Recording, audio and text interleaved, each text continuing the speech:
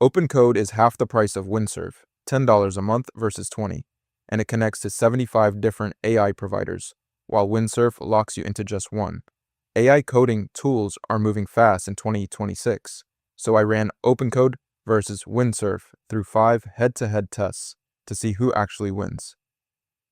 But Windsurf has a benchmark score and a raw speed number that could flip your whole decision, and I haven't looked at those yet. My name is Brian, and I'm in these tools 12 hours a day, so you don't have to be. And every number in this comparison traces back to official docs or community benchmarks. Both companies will actually stand behind. If you're shipping code daily and paying for an AI tool every month, picking the wrong one costs you real money and real time. Test 1. Pricing model transparency. So picture a solo dev named Alex who signs up in January, and by March, the pricing structure has shifted from credits to quotas, with daily resets and API-priced overages, and Alex has no idea what the bill will be. That confusion is real with one of these tools, and it's the first thing I wanted to nail down.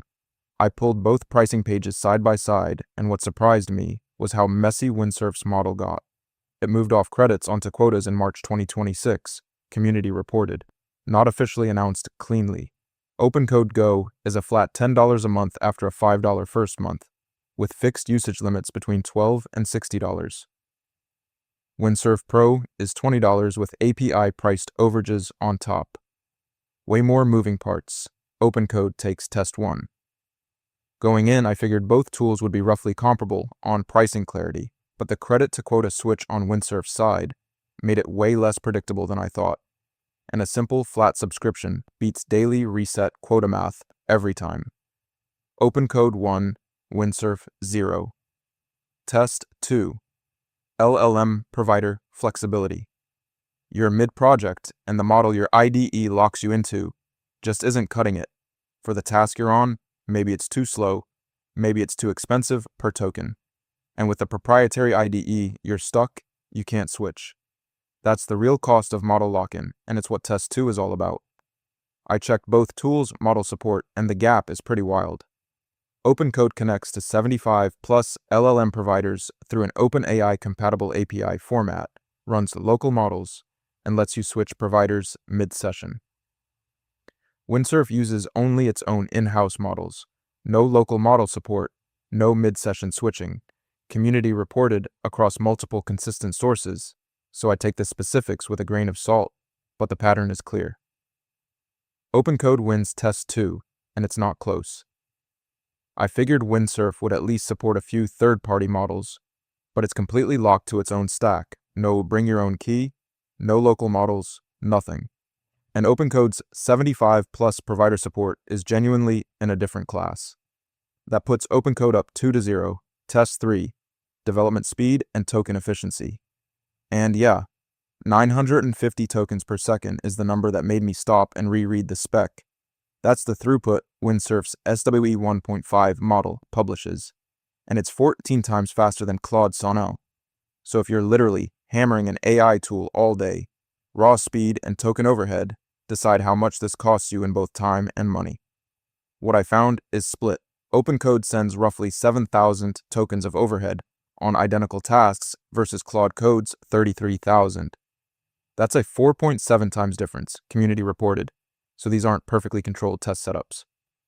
But Windsurf's SWE 1.5 hits 950 tokens per second throughput and scores 40.08% on SWE bench verified, and Opencode has no published figure for either of those. Two very different kinds of efficiency. Windsurf takes test 3. I thought Opencode's low token overhead would carry this, but Windsurf's published throughput and benchmark score are just harder numbers to argue with when Opencode has nothing comparable on the board. So 950 tokens per second and a real SWE bench result wins the speed dimension. That makes it Opencode 2, Windsurf 1.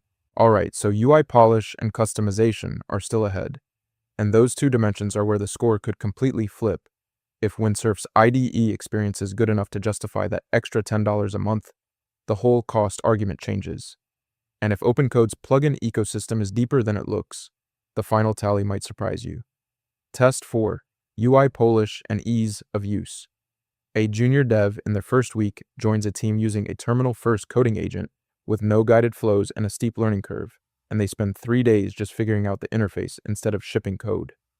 That lost time is real, and it's exactly what this test measures. How fast can you actually get productive with each tool? I looked at both interfaces, and the difference in approachability is pretty clear. Windsurf is a full VS Code fork with guided flows, in-house trained autocomplete, and an experience that honestly feels like a senior engineer sitting next to you. Opencode is terminal first with a desktop app option, and LSP-based autocomplete, powerful, but the learning curve is steeper. And on interface flexibility, Opencode actually wins since it runs as a terminal, desktop app, or IDE extension. Windsurf wins test 4. I thought Opencode's multi-mode interface would split this more evenly, but Windsurf's beginner accessibility and in-house autocomplete quality pulled it ahead pretty clearly. And if you're not already comfortable in a terminal, Windsurf is just a faster start.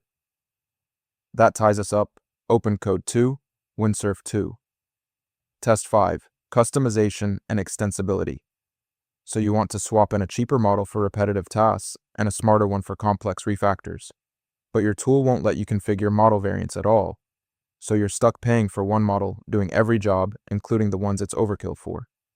That's the extensibility tax, and it's what this final test comes down to. What I found here is pretty lopsided. Opencode is open source and Go, supports community plugins like OpenSlimeDit that cut token usage by 11 to 45%, and lets you configure custom model variants per provider right in Opencode.json. Windsurf's customization is mostly key maps. The one place Windsurf genuinely wins is enterprise compliance. SOC2 Type 2 and FedRAMP High certifications that Opencode doesn't mention at all. Opencode takes test 5. Windsurf's enterprise certs make this closer than the score looks. And if you're in a regulated industry, they absolutely matter. But on raw extensibility, open source model config, and plugin depth, Opencode is in a different league. That's the decider. Opencode 3, Windsurf 2. Opencode wins on model freedom, 75 plus LLM providers, local model support, and mid-session switching that Windsurf just can't match. And it wins on token efficiency with roughly 7,000 tokens of overhead versus 33,000 for Claude Code, a 4.7 times difference. And it wins on costs with $10 a month flat versus $20, and a pricing model that doesn't randomly flip on you. Windsurf wins on raw speed. SWE 1.5 delivers 950 tokens per second, which is 14 times faster than Claude Sonnet, and it wins on benchmark accuracy with a published 40.08% on SWE Bench Verified, and it wins on beginner experience with a full IDE, guided flows, and in-house autocomplete that gets you coding faster if you're not already comfortable in a terminal. I went in thinking this would be closer, but Opencode wins 3-2, and the gap is real. $10 a month, flat, predictable, with model freedom that Windsurf just doesn't offer. If you want low token overhead and a build that doesn't surprise you, Opencode is the clear pick, and if you want a polished IDE that works out of the box at 950 tokens per second with no terminal setup, Windsurf is worth the 20. If you want to see how Opencode stacks up against the tool it's most often compared to, I put together a full breakdown called Opencode versus Claude Code, and the results there are pretty interesting too, worth watching before you decide which terminal agent to actually commit to.